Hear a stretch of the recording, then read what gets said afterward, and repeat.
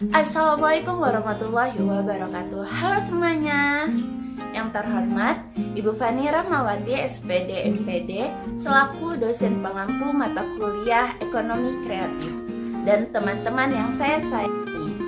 Di video kali ini kita bakal bahas materi marketing dari kelompok 13 yang beranggotakan saya, Isma Triafdita, NPM 18 13 03 10 21, dan rekan saya.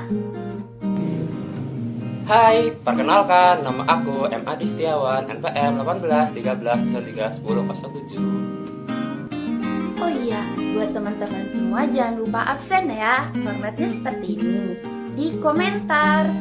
Oke. Kami akan membahas marketing. Di sini ada tujuan pembelajarannya. Nah, yang pertama yaitu untuk mengetahui apa itu harga. Yang kedua, mengetahui bagaimana strategi dalam menentukan harga. Dan yang ketiga, mengetahui serta memahami strategi penetapan harga. Selanjutnya, kita akan bahas pengertian harga. Harga itu adalah suatu nilai tukar yang bisa disamakan dengan uang atau barang lain untuk manfaat yang diperoleh dari suatu barang atau jasa bagi seseorang atau kelompok pada waktu tertentu dan tempat tertentu. Selanjutnya, ada pengertian harga menurut para ahli. Yang pertama itu ada dari Anipora M. Marius. Harga adalah nilai suatu barang atau jasa yang diukur dengan jumlah uang, dikeluarkan oleh pembeli untuk mendapatkan sejumlah kombinasi dan barang atau jasa berikut pelayanannya. Yang kedua, ini ada ahli menurut William J. Stanton. Harga merupakan jumlah uang yang dibutuhkan untuk memperoleh beberapa kombinasi sebuah produk dan pelayanan yang menyertainya. Yang terakhir, menurut Philip Kotler, harga sebagai jumlah nilai atau uang yang dibebankan atas suatu produk atau jasa untuk jumlah dari nilai yang ditukar konsumen. Jadi, harga itu senilai uang yang harus dibayarkan oleh konsumen kepada penjual untuk mendapatkan barang atau jasa yang diinginkannya. Oke, bisa next, Adi. Selanjutnya, ada strategi menentukan harga pokok. Nah, faktor-faktor dalam menentukan harga produknya ini ada harga kompetitor. Yang kedua ada tujuan dari perusahaannya. Dan yang ketiga ada daur hidup produk. Selanjutnya ini ada tujuan untuk penentuan harga. Yang pertama itu untuk bertahan hidup. Nah, dalam hal ini juga bank menentukan harga semurah mungkin dengan maksud produk atau jasa yang ditawarkan ini laku di pasaran. Jadi misalnya seperti bunga simpanan tinggi dan bunga pinjaman rendah, tetapi dengan kondisi yang menguntungkan. Yang kedua itu untuk memaksimalkan laba. Nah, tujuan dari harga ini tentunya suatu perusahaan pasti menginginkan adanya laba atau keuntungan dari suatu perusahaannya. Yang ketiga, untuk memperbesar market share. Nah, penentuan harga ini juga diharapkan jumlah pelanggan meningkat dan diharapkan pula pelanggan pesaing beralih ke produk yang ditawarkan, seperti penentuan suku bunga simpanan yang lebih tinggi dari pesaing. Nah, yang keempat ada mutu produk. Tujuannya yaitu untuk memberikan kesan bahwa suatu produk atau jasa yang ditawarkan ini memiliki kualitas yang tinggi dan biasanya juga harga jualnya ditentukan setinggi mungkin. Nah, yang terakhir ini karena pesaing. Di dalam hal ini, penentuan harga dengan melihat harga pesaing. Tujuannya itu agar harga yang ditawarkan jangan melebihi harga pesaingnya. Artinya bunga simpanan di atas pesaing dan bunga pinjaman di bawah pesaing. Next. Baiklah, di sini saya akan menyampaikan materi selanjutnya tentang strategi penetapan harga. Nah, di strategi penetapan harga ini ada 4. Yang pertama, menerapkan strategi penetapan harga yang sederhana yang dapat dilaksanakan dengan biaya murah. Yang kedua, menggunakan kebijakan-kebijakan penetapan harga yang diberlakukan menurut biaya jasa yang diberikan kepada konsumen. Yang ketiga, mengurangi biaya operasi. Yang keempat, meyakini pemerintah untuk lebih mengutamakan usaha-usaha dalam negeri. Lalu, strategi penentuan harga yang mempengaruhi psikologi konsumen.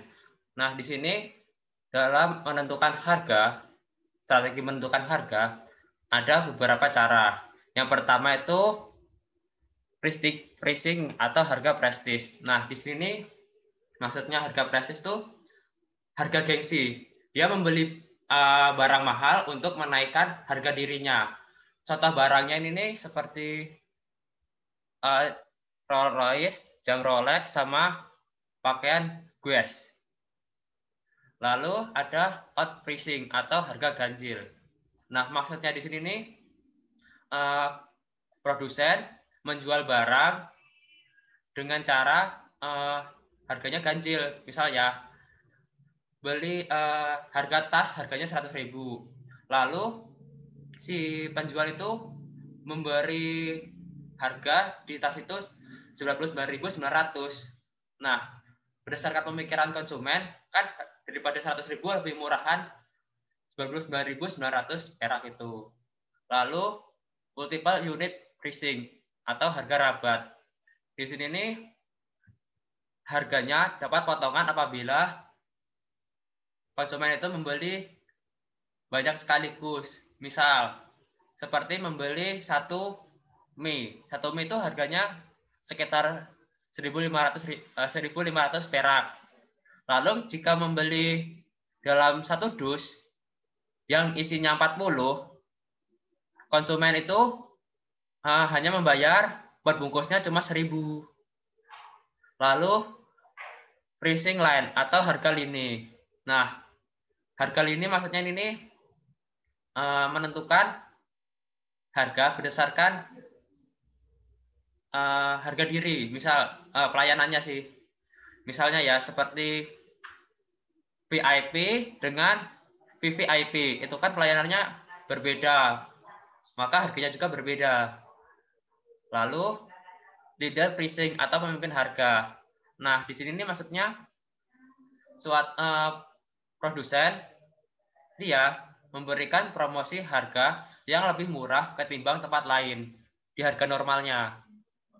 Contohnya itu kayak retail jenis hipermarket memberikan promosi harga yang lebih murah daripada harga yang ada di luaran.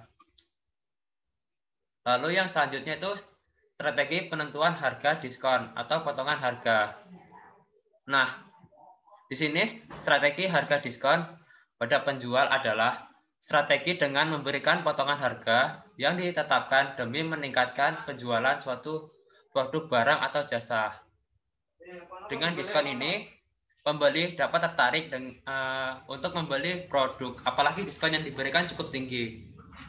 Tapi sebelum pemberian diskon itu, produsen cenderung menaikkan harganya dari 50 sampai 70% supaya terlihat barang itu terkena diskon yang besar. Lalu strategi penentuan harga kompetitif. Nah, di sini ada dua ya. Yang pertama relatif pricing atau harga relatif. Nah, di sini nih produsen bisa menentukan harganya bisa di bawah sama dengan pesaing atau di atas pesaingnya.